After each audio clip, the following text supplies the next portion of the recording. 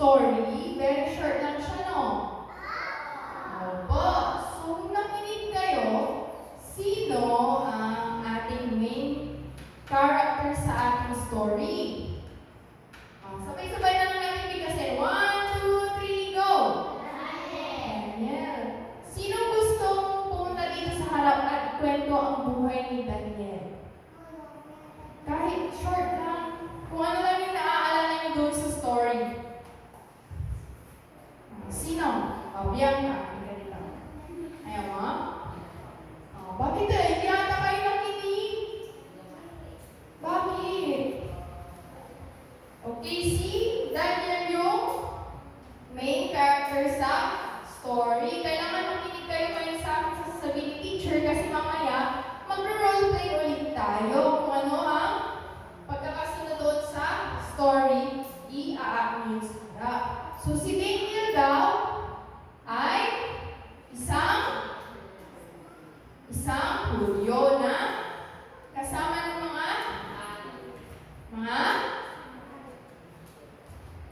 kasama siya doon sa mga pinapunta doon sa kasi pinalusan sila ni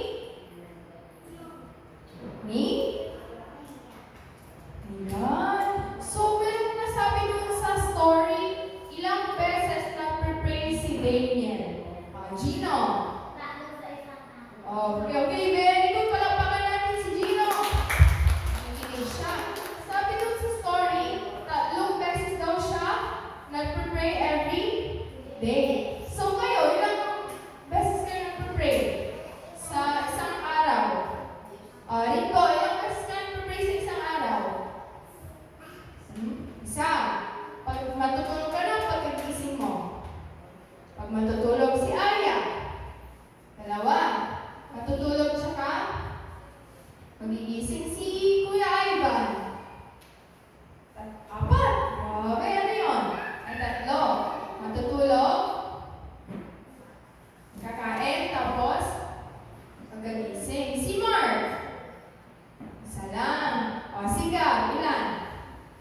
1 lang din. Si Rian, ilang beses? 1?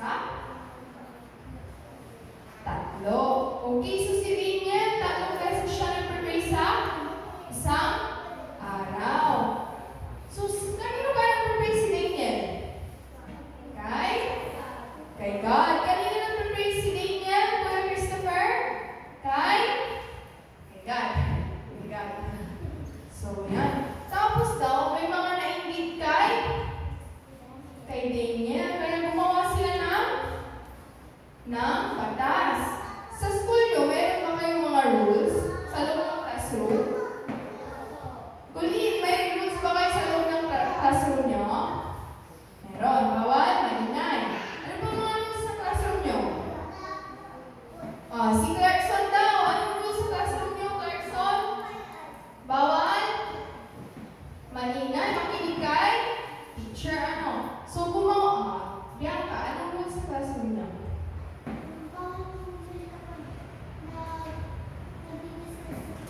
Okay, sa room daw nila Bianca, bawal bumili kapag nag-discuss si teacher sa harap. So, ganun din kay Daniel, gumawa sila ng batas. Di ba si Daniel nag-prepare siya ng ilan ulit? 3. So, sabi ko sa batas, bawal ang magdasal. Sabi doon sa batas, kung sino daw magdadasal, itatapon sa mga leon, sa kulungan ng mga leon. So, sino na nakakita ng lion? Leon. Si Ivan. I-describe mo nga kung ano yung lion. I-describe mo sa kanila kung ano ang lion. Tiger. Hindi, ba yung lion tsaka? Tiger. Ano sound ng lion? Ano sound? Roar daw. Roar. So, saan nyo nakikita ang mga lion? Sa zoo. Sino nakapunta sa zoo? Kuli, nakapunta ka na sa zoo. Anong nakita mo sa zoo? Hindi pa daw siya nakapunta. Sino nakakita ng lion? Ikaw, nakakatakot ba yung lion? Hindi nakakatakot ng lion. Nakakatakot yung lion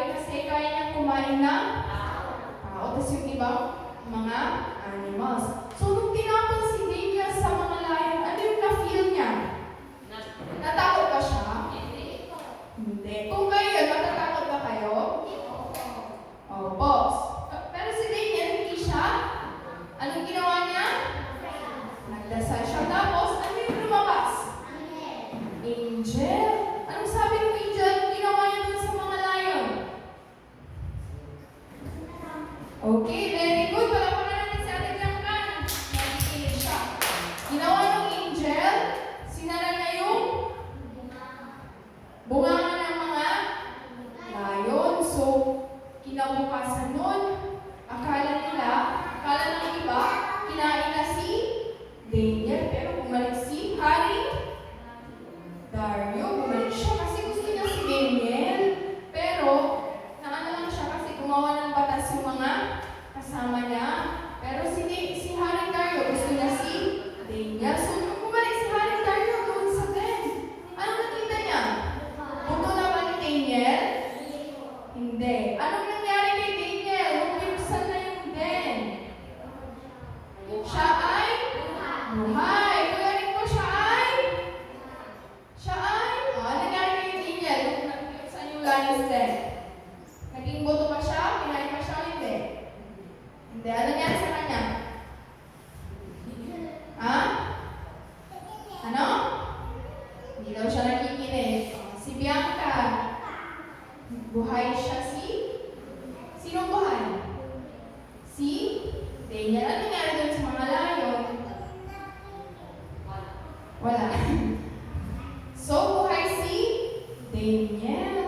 Tapos after nun, anong ginawa doon sa mga gumawa ng batas?